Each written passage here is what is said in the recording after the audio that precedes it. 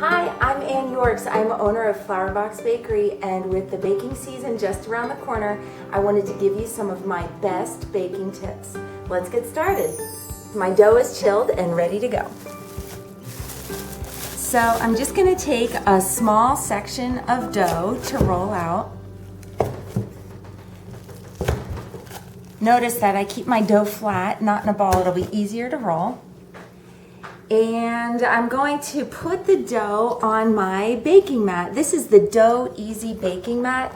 I used to roll my cookies with a floured surface and eyeball the thickness, and then I got my DoughEZ mat and I really like this a lot better. It's very easy to use. I have my spacer sticks and they are 1/4 inch thick, which is the thickness that I like my cookies. So I just place my dough right in the middle of the spacer sticks. And then I fold the mat closed and I'm ready to roll. So I just roll out the dough.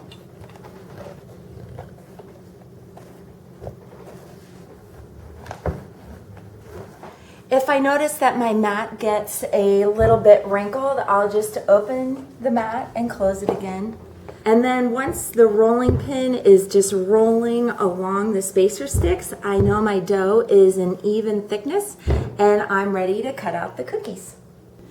For even baking and browning, I always use a sheet of parchment paper on the cookie sheet. I'm making some hedgehog cookies, so I'm just gonna press my cutter into the dough.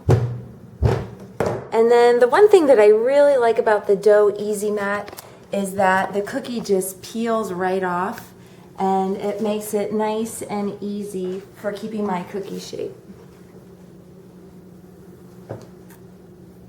Now, if your recipe is a little bit stickier, you might consider using just a little bit of flour with your mat, but hopefully you can get away with no flour.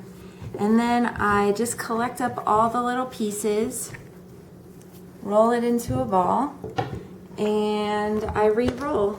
And that's one of my favorite things about the mat is that I don't add flour every time I re-roll. So your recipe is really gonna stay intact no matter how many times you roll your dough.